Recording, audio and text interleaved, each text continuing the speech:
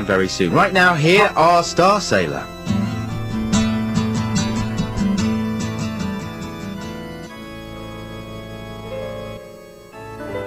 Pete Doherty and Four Lovers. Now, are you convinced you're pronouncing that correctly, Adam? Doherty. Because it says here on our notes with our playlist, pronounced Doc-Erty. Oh, really? You're supposed to do a hard C. Are they right or wrong? Pronounced Doherty. I used to say Doherty. Well, the other week, Jack Doherty. the other week we had a text message in, I think, praising you for correctly pronouncing the name when other XFM DJs mispronounced it. Well, then last week, you see, I changed my policy because I'd seen Cat Deeley calling him Doherty. Doherty. Doherty. Filthy Doherty. And so I thought I should take a leaf out of Deeley's book. Well, we're reaching the end of the show. Thanks very much for listening. It's been a random and sort of abstract show this week. We're in a transition phase. We're killing off Scallywag and the rapping, and we haven't thought of any new features yet. We haven't. Well, we have, but we haven't unveiled them. Yeah. This is not the week to unveil them, and we don't even have time to play Scallywag's song. So maybe we'll play Scallywag's song next week. Next week. Watch out for that. It's going to be incredible. You know, it's generally it's what I call a bunker weekend this weekend. The weather's obviously going to be miserable. It's the weekend. It's a weekend to just stay at home for 3 whole days solidly. And have what? Maybe without even getting out of your pyjamas. I might try and stay in my pyjamas. Yeah. For 2.5 days. Is that a good idea? And I'm going to go to Blockbusters and I'm going to rent about 10 films that I won't watch. And then they're going to be overdue and I'll have to pay about 50 quid for them later in the week. What's top of your rental list? SWAT. SWAT? What are you thinking of? Well, it's a really slow... Pop culturally, this is a rubbish week. There's nothing. There's nothing this week, is there? No films at the cinema, nothing to rent. It's a bunker weekend. I'm just reeling from the fact that Brian has just told me I can't play my... What? I was going to play another song. And now he said he's tapping his watch and he's saying play the adverts. It's just been one of those weeks, you know what I'm saying? Well, we've just been doing it for the man this week. And not for ourselves. Well, listeners, thank you for listening. Have a great bank holiday weekend. We'll be back the same time next week for a show that's just going to kick this one out of the...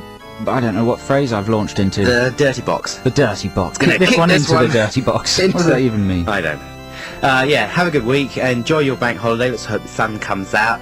And Annie Lennox, if you're listening, I hope you have a good one as well. XFM.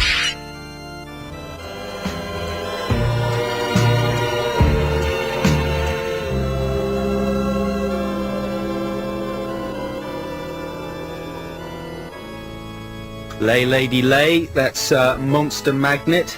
My name's Adam Buxton. My name's Joe Cornish. Why did you have to think about it? Yeah, I did. Okay then. And we're Adam and Joe here for the next 1 hour 55 minutes on XFM. We've got very good music coming your way from the likes of Franz Ferdinand, NERD, Snow Patrol, The Morrissey, Foo Fighters, etc., as well as a few surprises we might try and slip in there. And yeah, as usual, we'll be chatting about things we've seen on television this week, movies. I feel like doing a lazy review of Troy this week.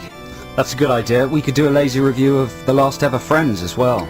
Oh yeah, I thought it was Everybody's last night. Talking about it. It's last night in America, apparently, not in Britain. So I've been told. Because I tuned in. I thought it was last night. I tuned in and I thought, well, this isn't the last. This is just another boring old piece of old toilet. I tuned in and I just assumed that everyone was the last one. Ah, it's the last episode. That's a strange ending. Yeah. Oh no, this must be the last episode. It's so sad. And there's another one. It was like that. Do you ever laugh during Friends? Oh, sometimes, yeah. Yeah, because you do, don't you? Because there are funny things in Friends is weirdly good. It is weirdly good. In a certain way. But there's so much of it that's like a smack in the face. You know what I mean? It makes you just want to smash your telly. And then something will creep along and make you laugh, and then you feel quite dirty. You know what I'm saying? What else did you watch last night? I watched... Well, last week we were talking... Was it last week we were talking about Craig Charles? A couple of weeks ago, yeah. We were talking about Craig Charles and the fact that he's never off the telly. And for some reason. He's got a new show called Weapons of Mass Distraction. Yeah. And I saw him... First of all, I haven't seen his new do yet. He's got an afro and a soul beard. And you know, when someone with a famous face has a new hairdo, it just looks like a costume. That's Because right. you're just used to their face looking one way, and then it just looks like he's drawn it on with a burnt cork, and he's wearing a wig. And I saw about 10 seconds of this show, but it was enough to shock my system. He was coming out of a joke, and then he introduced the band, who were Goldfrapp. But he introduced the band, he went, and now, Goldfrapp! In exactly that tone. As if they were so amazing that he would be furious. He was obviously angry with them for being so amazing. So he announced them, Goldfrapp! Yeah. Like that. It's just another day in the Craig Charles funky bunker of musical madness. Yeah. Well, that's an amazing show. Was it about sex again this week? Do you know? Apparently, I switched off after he said Goldfrapp like that. But yeah, apparently it was about women who'd shagged footballers. I think it's always about sex. I'm not quite sure. I'm not sure if it's themed. What isn't differently. about sex, Adam? Yeah. The other stuff I watched on telly last night was Distraction, not Weapons of. Right. The Jimmy Carr game show. Jimmy Carr game show, Channel 4, 10:30, I think it is. And surprised that I really liked it, actually. Didn't watch the whole thing, because I turned over and watched Jonathan Ross. But thought it was really strong. And Jimmy Carr really made me laugh.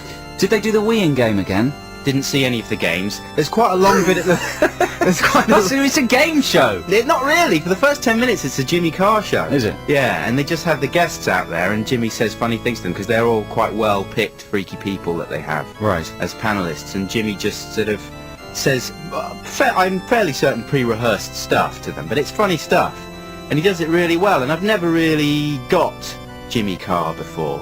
And now he's kind of manoeuvred his sort of weird shtick round to a very funny place, and he's doing it incredibly well. So I was converted. I'm a car buff. Car buff. Yeah. Yeah. I'm car crazy. Yeah. I buy car magazines. Yeah. And Darren Brown was the other thing I watched. You've Yeah. seen Darren Brown before, right? Yes. What do you think of the show? I like Darren Brown. I think there's a problem with his show, though. The problem is that when they used to do Magic on telly, Paul Daniels style, they would, in fact it said this quite well in Private Eye the other week, they would lock off the camera and sustain the shot. So you knew that there was, even though it was trickery, you could guess. You know, the parameters were limited, so it was possible to guess how he might be doing it. With Darren, the show is so layered with different layers of editing, there's just so much scope for trickery that it just becomes in the end a bit... Well, that's the thing, is because it's all about the suggestiveness of his victims, as it were. You know, the people that he does his tricks on.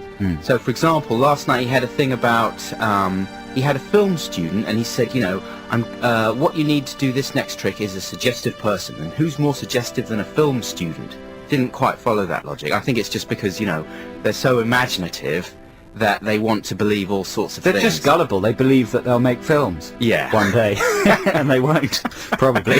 There you go. Who's more suggestible than a film student? So he does this thing where he supposedly is going to fool this guy into thinking that he's become invisible, that Darren Brown's become invisible. Ah. So presumably this is just a bit of hypnotism he does. But he does it so fast that all he does is lean over, once he's explained the premise, and say, "You can't see me anymore." And then he backs away very slowly. And sure enough, the film student's like, "What? Who said that? What's going on? Where's Darren gone?" And then Darren goes away, and he comes back in, and he's wearing like a Invisible Man outfit with bandages around him and everything, and dark glasses, and he sits down in front of the guy, and the guy can see this, right? What, can see the Invisible Man Can see the outfit? Invisible Man outfit. But when he starts to take the bandages off. The guy's mind starts blowing all over the room. Can I tell you, like, an ancient principle of magic?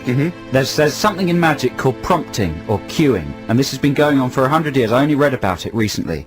And what you do is, it's a basic thing that magicians use a lot. You get an audience member up on stage, and you say, for instance, right, and you've got a microphone that's on, and you say into the microphone, "Ladies and gentlemen, I've never met this person before. In a second, every time I touch him, he's going to act as if he's had a huge electric shock." And then what you do is you turn to the contestant, you drop your microphone away from your mouth, so you're no longer audible, and you just say to him quietly in his ear, "Act like you've been shocked." and it's important to make it say it in a really angry voice. So the person goes, What did you just say to me? There's millions of people looking at me. Oh my god! And he acts like he's been shot. Yeah. And everyone goes, You don't do what I tell you, you're going to look exactly. like a jerk. And that's a basic principle of magic. So when you can get away with stuff like that, the scope for stuff like that in Darren's show is just too big. I like a lot of his stuff. I mean, I'm sure I wasn't questioning the validity of what he was doing, but it just occurred to me that actually the audience is in the same position as the guy. You're being asked to just believe a whole lot and take his word for it. Yeah. The audience maybe isn't in the same position as the guy. Why not? The guy's probably on the production team. Oh, fair enough.